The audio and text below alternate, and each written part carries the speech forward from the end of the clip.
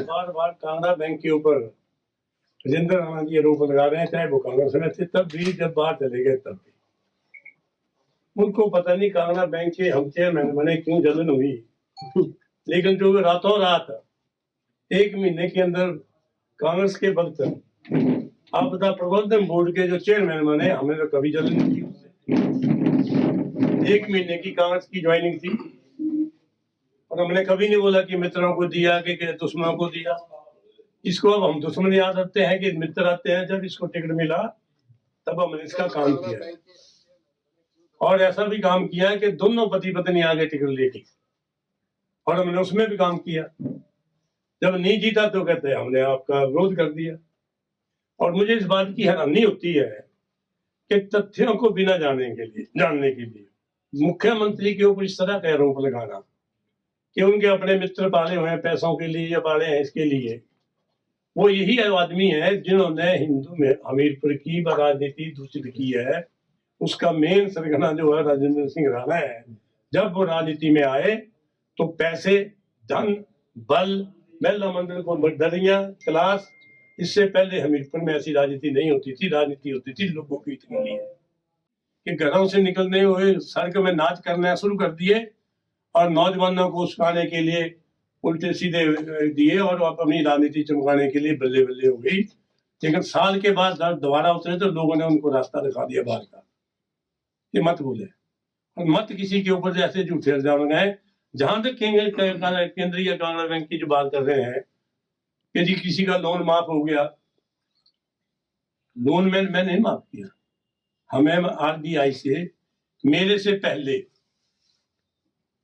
Reserve bank of India ने, हमारे जो बैंक था उसमें एक एनपीए की बड़ी चर्चा चली हुई थी, क्योंकि लगभग हमारे पास जो था वो साढ़े 11 करोड़ रुपया जो था वो एनपीए में चला गया था। लेकिन ये कब नीति कब बनी? नीति बनी 9/9/2022 को 8/9/2023 तक, जो मेरे से पहले बोर्ड था। मैं गया 11 को 23 को। लेकिन नीति बनी है उसको लागू किया 31/2/23 को जारी रहने वाली स्वीकृति जारी की। उसके बाद हमने 4,420 खाते जो है वो वन टाइम सेटल, एक मुश्त जिसको ओटीएस कहते हैं, उसके तहत सेटल किए। लगभग 112 करोड़ जो है बैंक के खाते में आया और 1,009 करोड़ रुपया बाकी बचा देना है। खुद को हरिश्चंद्र कहते हैं, दूसरों को चोर कहते हैं।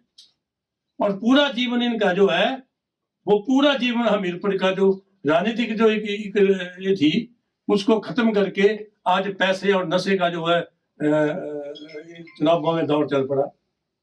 इसके मेन यही है, इनकी वजह से ये चीज हमीरपुर में चली है। ये जिम्मेवार है चीज के और इसका जवाब दें। दूसरा, 112 करोड़ रुपया जो हमारा पूरा हमने वापस लिया, तो हमारा एनपीए था 2012 को 11.38 था ना वो, उसको घट कर 1,009। दूसरे तो उन्होंने कहे कि बैंक की नेट एनपीए 2023 को 12.92 था, 31/3/24 को 7.15 रह गया, 12 से घट के। और इसी तरह हमने उसको जो है वो जो आरबीआई की हमें गाइडलाइन मिली, हमने उसके अनुसार काम किया। और मेरे से पहले बनी हुई कोई मैंने नहीं की, उनके टाइम चली हुई थी। जब मैं गया तो आगे मैंने की 2 महीने। इसमें क्या हो गया? और बार बार इस चीज को उसकाते हैं। और सबसे बड़ी बात है, जब भी राजनीति में जिस तरफ बैठे दूसरे तरफ को गालियां देना शुरू की। पहले जब राजनीति में आए तो इनमें महिला मंडलों को जो मानते थे तो राजा वीरभद्र के ऊपर अनाप शनाप करते थे। सुबह उठते थे, अखबार पढ़ते थे, चाय तब पीते थे कि मेरी गालियां गई हैं कि नहीं, अखबार में ही है। फिर वहां से आए तो दौड़ साहब को लग पड़े। अब वहां से हटे, फिर कांग्रेस में आए, फिर अब ठाकर सुखू लगे जो अपना मुख्यमंत्री है। इसने कसम खाई है कि अपने को कोई आगे देख नहीं सकता है किसी को, कोई हम इसके शरीक है कि हमारे का खेती के साथ को बंटवारा है, हम राजनीति कर रहे हैं। जब तू राजनीति नहीं कर रहा होगा, जब इसके वो नहीं कर, तो मैं तब एमएलए था। तो इसने जो हमारे हमीरपुर का राजनीतिक वातावरण दूषित किया है, ये खुद जिम्मेवार है। अब अपने पर्दे को छुपाने के लिए हमसे बुलाना, हम इसलिए बोल रहे हैं, हमने आज तक नहीं बोला, क्योंकि बिना मतलब जब पढ़ो अपने मित्रों को लगा दिया, मित्रों को आपने कौन से दुश्मन आगे किए अपने, आपने अपने मित्रों को मारा, चाहे धूल साहब थे या दूसरे थे, उनको इन्होंने धोखा दिया। तो इसके कैरेक्टर पे कौन जाएगा पे अपने दोस्तों को मारो? तो हम तो नहीं करते कि मित्रों को मारो, तो हम दुश्मनों को नहीं मारते हैं। अगर जहां तक है हम उनको भी सहारा देते हैं। आरबीआई की जो पॉलिसी थी कि आप किसी को मना नहीं करेंगे, जो आपके पास आएगा पिक एंड चूज नहीं करेंगे कि आपके लोग आए उनका कर दिया, दूसरे आए तो नहीं करा।